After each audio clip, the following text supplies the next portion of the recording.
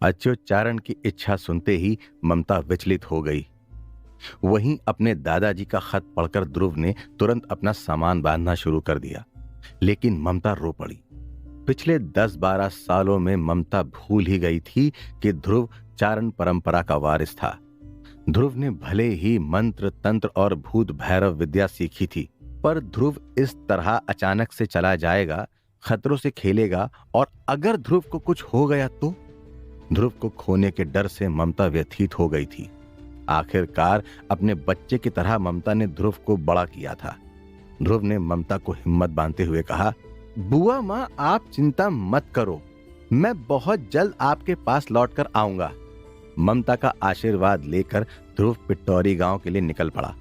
ध्रुव के पास इतने पैसे नहीं थे कि वो अपनी टैक्सी ले सके, और पिट्टौरी गांव में इतना बड़ा रेलवे स्टेशन नहीं था कि वहां हर गाड़ी रुके। ध्रुव को लगा पिट्टौरी गांव जाने के लिए बस एक ऑप्शन ही रहेगा।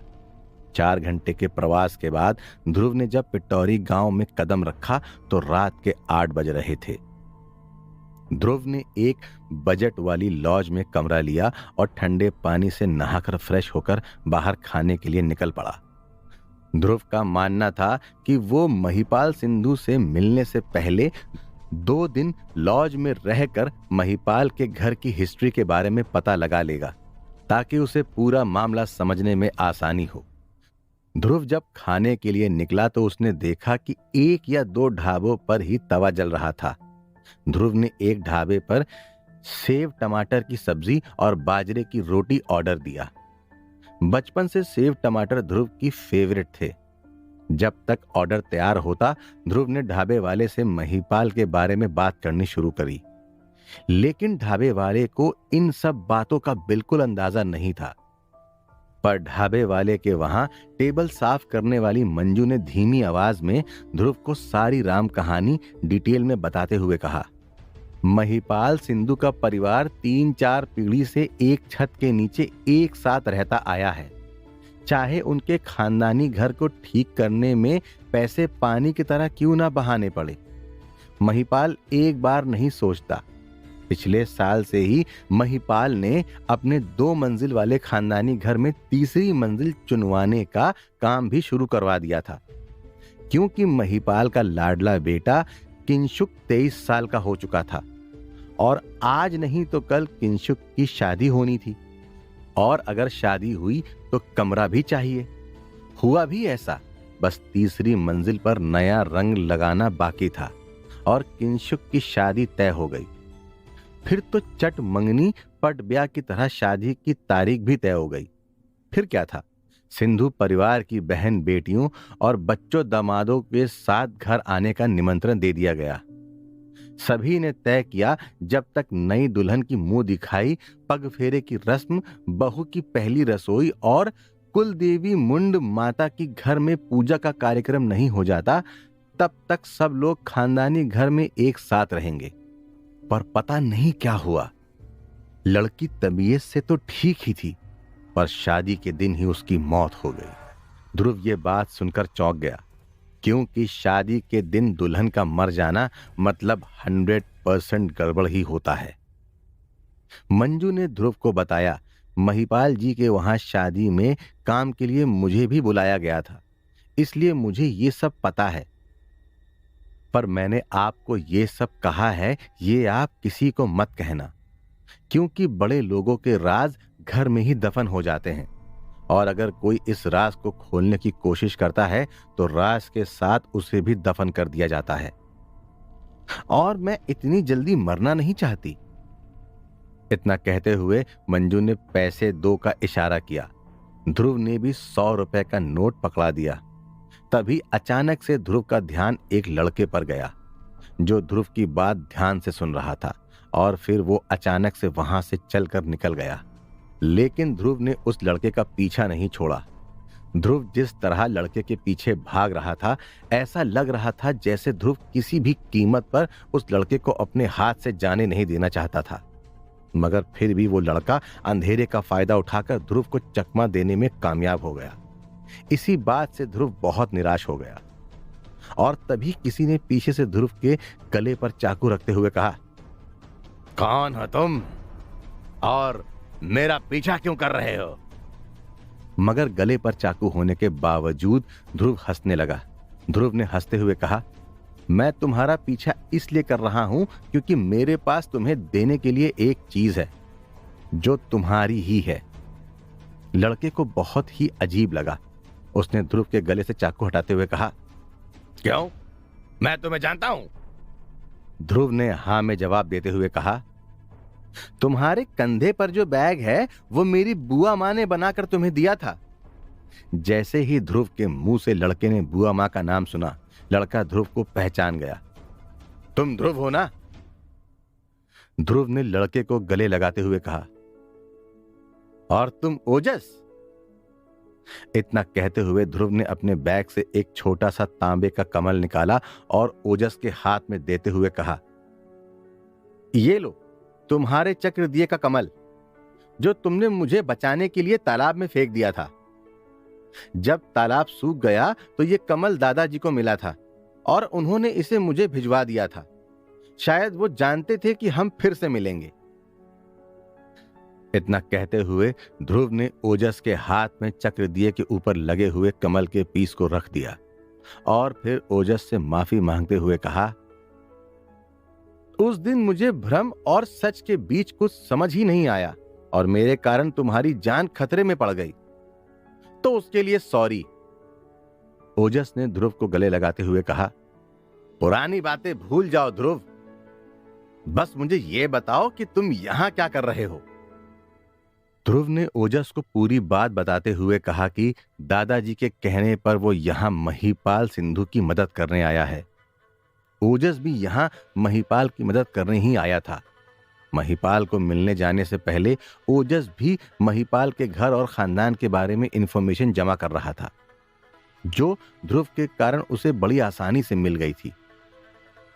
दोनों ने तय किया था कि महिपाल से मिलने जाने से पहले जितनी भी बेसिक जानकारी चाहिए थी इकट्ठा हो चुकी थी, तो बेहतर है कि वो लोग महिपाल से मिल आएं। महिपाल के घर पहुंचते ही हवेली में जाने के लिए एक बड़ा सा दरवाजा खोलना पड़ा। दरवाजा बहुत आवाज कर रहा था।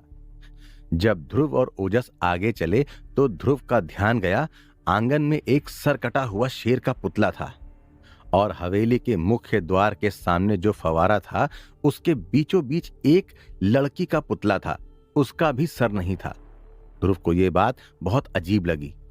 तभी महिपाल सिंधु के घर का केयर टेकर राजेंद्र चावला भागता हुआ आया।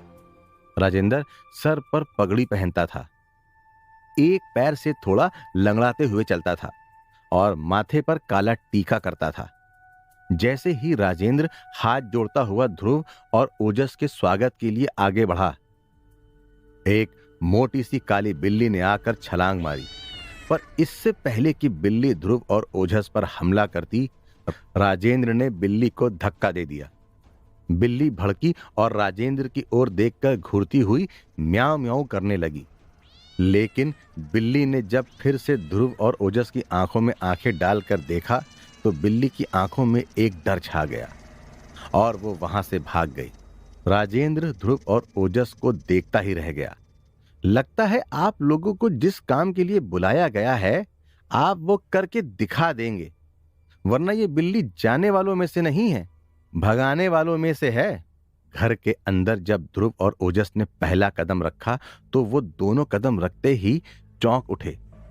घर में वास्तु दोष तो था ही, पर घर में एक काला धुआं फैला हुआ था जो ध्रुव और ओजस को ही नजर आ रहा था। मतलब साफ था, घर में किसी आत्मा का आना जाना या बसेरा था। राजेंद्र ने अपने मालिक महिपाल की तारीफ के पुल बांधते हुए कहा, घर में इतने सारे मेहमान हैं कि आप दोनों को एक ही कमरा शेयर करना होगा। ध्रुव बोलने ही जा रहा था कि उसके पास लॉज का कमरा है, पर ओजस ने ध्रुव का हाथ पकड़ लिया और उसे इशारे से बोलने से मना कर दिया। ओजस ने राजेंद्र से कहा, क्या आप हमें कमरा दिखा सकते हैं और हम महिपाल जी से कब मिल सकते हैं? महिपाल की बात आते ही राजेंद्र रोने जैसा हो गया। सेठ जी की हालत बहुत बुरी है, इसलिए वो दवाई खाकर सो गए हैं। आप कल ही उन्हें मिल सकते हैं। आज तो आप कमरे में ही आराम कीजिए, मैं खाने का प्रबंध करता हूं। ध्रुव ने राजेंद्र को बताया कि वो खाना खाकर आए हैं, बस 2 गिलास गर्म दूध भिजवा दे। राजेंद्र कमरे से हां कहते हुए चला गया, पर ध्रुव और ओजस दोनों को लगा कि घर की एनर्जी में बहुत गड़बड़ है। ध्रुव ने ओजस से पूछा, जब हम सीढ़ियां चढ़कर आ रहे थे तब तुम्हें किसी की रोने की आवाज सुनाई दी थी क्या? ध्रुव की बात सुनकर ओजस ने अपना सामान बेड पर रखते हुए कहा, वहां आवाज हमारे पास वाले कमरे से आ रही थी। मुझे बताया गया था कि जिस पल से दूल्हे किंशुक को पता चला कि उसकी दुल्हन किंजल की मौत हो गई है, किंशुक पागल सा हो गया है। वो रोता ही रहता है, चीजें फेंकता रहता है और कभी कभी जोर जोर से चिल्लाता है, मेरी किंजल आ गई। तो कभी कहता है, किंजल तुम मुझे अकेला छोड़कर क्यों जा रही हो? शायद इसीलिए हमें यहां बुलाया गया है, लेकिन ये मेरा अंदाजा है। कल देखते हैं महिपाल सिंधु क्या कहते हैं। रात के करीब 11 बजे थे। ओजस आंखें बंद करके मेडिटेशन कर ही रहा था कि तभी अचानक से ध्रुव को किंशुक के कमरे में से एक लड़की की शर्मा कर बात करने की आवाज सुनाई दी। तुमने शादी के बाद बहुत शरारती हो गए हो, इतना भी मुझे क्या सताना? कुछ देर तो आराम करने दो। अच्छा बाबा, रूठो मत। और फिर ध्रुव के कानों में कुछ प्यार भरी सिसकियां और पलंग टूटने की आवाज आई। फिर लड़की जोर जोर से हंसने लगी और कहा, मैं जा रही हूं, कल फिर आऊंगी। ध्रुव ने भी तुरंत अपने कमरे के दरवाजे को थोड़ा सा खोलकर दरार से देखा। एक लाल जोड़ा पहने हुई लड़की कमरे से बाहर निकल रही थी। ध्रुव उस लड़की का चेहरा ठीक से नहीं देख पाया, पर वो जिस कमरे से बाहर निकली थी उस कमरे की दीवार पर दूल्हा और दुल्हन की बड़ी सी तस्वीर लगी हुई थी, जो ध्रुव ने देखी। ध्रुव ने कमरे का दरवाजा बंद किया और वो ओजस की ओर मुड़ा, जो अभी भी आंखें बंद करके ध्यान कर रहा था। ध्रुव को ये बात सोचकर बड़ी हंसी आई कि इतनी रोमांटिक बातें और पलंग टूटने की आवाज सुनने के बाद भी ओजस कैसे ध्यान कर सकता था। कुछ देर के बाद जब ओजस ने आंखें खोली तो उसने देखा ध्रुव ओजस को देखे जा रहा था, मगर ओजस ने अपना बिस्तर जमीन पर डालते हुए कहा, अब हम बड़े हो गए हैं, अब हमारा एक पलंग पर सोना सही नहीं होगा। ओजस की बात सुनकर ध्रुव हंस पड़ा और उसने हंसते हुए ओजस से कहा, चिंता मत करो, हमारे कमरे में पलंग नहीं टूटेगा। वैसे एक बात कहूं, जब मैंने तुम्हें पहली बार देखा था तो मैं तुम्हें क्यूट सी लड़की समझा था और तुम्हें किस करना चाहता था। ध्रुव की बात सुनकर ओजस ने अपनी चादर ओढ़ी और कहा, भगवान ने मुझे बचा लिया जो तुम्हें पता चल गया कि मैं एक लड़का हूं, और ये बात हमेशा याद रखना। ओजस सो गया और कुछ देर के बाद ध्रुव की भी आंख लग गई। सुबह 8 बजे जब रूम के दरवाजे पर किसी ने नॉक किया तो ध्रुव और ओजस दोनों की नींद उड़ गई। एक छोटी सी बच्ची नाश्ता लेकर आई थी। ध्रुव ने दरवाजा खोला और नाश्ता ले लिया। लड़की स्माइल देकर चली गई। तभी राजेंद्र ने ध्रुव को आवाज देते हुए कहा, मैं अभी अभी सेठ जी से बात करके आया हूं, आप नाश्ता करके 9:30 बजे तक तैयार हो जाना। मैं आपको बुलाने आ जाऊंगा और फिर आपको सिंधु परिवार के घर के उस कमरे में ले जाया जाएगा जहां पर आपको दुल्हन और दूल्हे की मौत को लेकर जानकारी दी जाएगी। पर याद रहे, ये बात कहीं भी बाहर नहीं जानी चाहिए। ध्रुव और ओजस दोनों को लगा कि राजेंद्र के आखिर के शब्दों में जानकारी कम और धमकी ज्यादा थी।